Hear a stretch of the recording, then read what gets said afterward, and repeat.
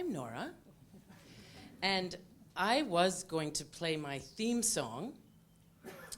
My theme song is from Joe Jackson. Some of you at the back may remember Joe Jackson. He had a song called Everything Gives You Cancer. There's no cure, there's no answer. And my family thought that was a bit dark. But to me, I was like, yeah, chances are high that I'm going to get cancer. I've already got it. I can relax. And I can make the joke to my niece. My niece was visiting London just last week, and she said, kale, yes, kale is very good for you, but you know, it's full of pesticides. And I'm like, oh. And I'm like, that's okay. I've already got cancer. Thank you for laughing. I'm Canadian, that's my accent, and I've just lived in London for 2.5 years. I've been an actor, a stay-at-home mum, a couple of other things, and a primary school teacher. We came to London for my husband's job. I have 2 daughters back in Canada, studying at uni, which is a very British word, uni, and working. Last year, I taught primary school in London, and now I'm becoming a guide at Southwark Cathedral, which I love. And as a tour guide, I can't have any notes, and the tours are up to an hour and a half long. So I thought this little speech will be no problem, 5 or 10 minutes. I can read my notes. But it has been a problem because it's about me. I'm supposed to talk about my CLL. And I don't like to revisit the diagnosis. I've been on watch and worry since the end of 2015. And I worry. And I have tried not to think about CLL. A few months after my diagnosis, we decided to move here. So I got busy emptying my house of 23 years, finding a life in London, finding a flat, supporting the busy, stressful husband. And under all of that little life, my CLL inflates like an air mattress to cushion my life. So that, well, and of course it's not full of air, is it? It's full of stress and fear and worry.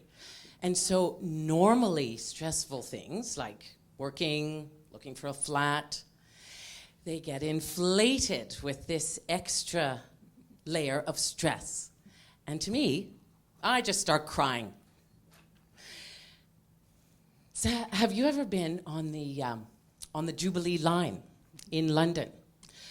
Well, it screeches downhill and around the corner. So I was traveling on the Jubilee line for about a year, it's fine. But then one day, after teaching primary school, that screech just, it was too much. And there I'm sitting on the tube crying. Just, you know, the buildup of stress. So I don't like going back to the shock of the diagnosis because I find living in the present hard enough. Like, when will it get worse? When will I get the chemo? Where will I be? My first hematologist told me that I was young and healthy, so they'll probably hit me hard with the chemotherapy and that'll be great. What about my moles? I'm covered with moles. And can my spleen get any larger? I don't know. Just last week, I kind of thought I'd ruptured my spleen while trying on a bathing suit.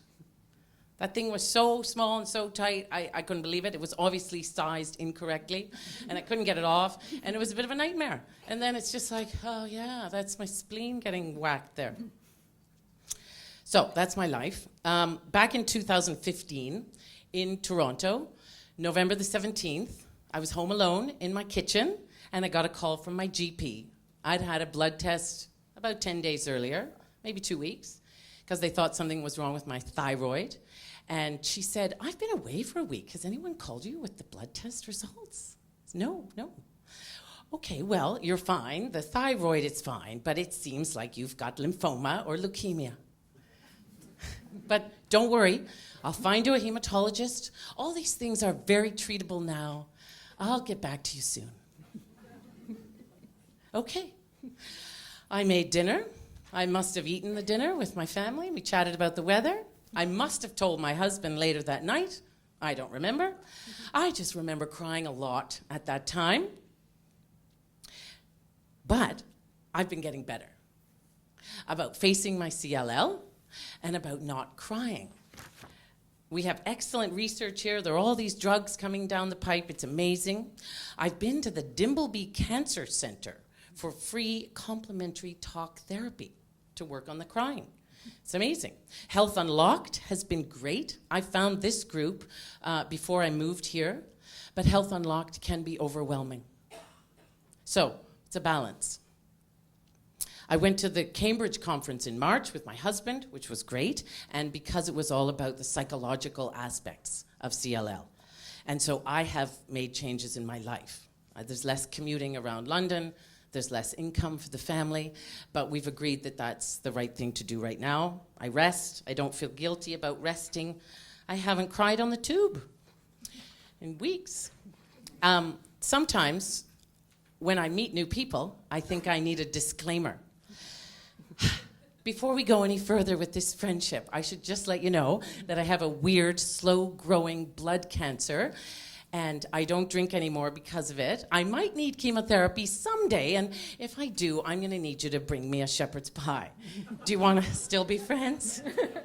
And I did actually sort of say something, pretty much that, to a friend a couple of months ago. We're still friends. It's all good. But it is hard to talk to people about it. So back in Toronto in 2015, in November and December, I had some good luck and some bad luck with timing. I just happened to have a lunch scheduled 2 days after I got that phone call in the kitchen. 2 teacher friends, supply teaching, we didn't have any work. So I called my friend Haley on the day of the lunch and said, I'm not going to the lunch. I can't leave my house. I can't stop crying. I managed to tell her why. She said, I'll be over in 10 minutes. Because she is a breast cancer survivor. So she got it. She understood. And that's what's really lucky. Where's that glass of water you promised me, Olga? No, I would just choke on it anyway. If I hadn't had that lunch scheduled, I never would have called her. I wouldn't have called anyone. I wouldn't have reached out to anyone. So that was very lucky because she sat me down at the kitchen table and said, Norah, here's the phone. Call your doctor back and get some more information. It's like, brilliant. Like, so simple, but yet totally beyond my grasp at that time. So that was amazing. And she came with me on December the 18th. My husband was out of town. And she sat in the corner while I sat in the chair, and they sliced open my neck and dug around for a lymph node. And we joked and laughed, and we had a great time. It's actually a very good memory from that time. But then I had to wait for the results of the biopsy. And it was right before Christmas. So everything shut down. The lab shut down before I could get the results. And at that time, my hematologist thought, well, it could be CLL, it could be this terrible kind of lymphoma. Probably the terrible kind of lymphoma. Okay, so that was a terrible Christmas, just, those 3 years ago. But then, on Boxing Day, my GP called me. She said, I can see the results online. I don't understand it because I'm not a hematologist, but she read it to me, and there was no mention of the terrible lymphoma. Looks like you've got CLL. So, hooray! And so I'm very happy to be back in a room full of people with swollen lymph nodes, or at least the memory of a swollen lymph node, and thank you for listening to my story.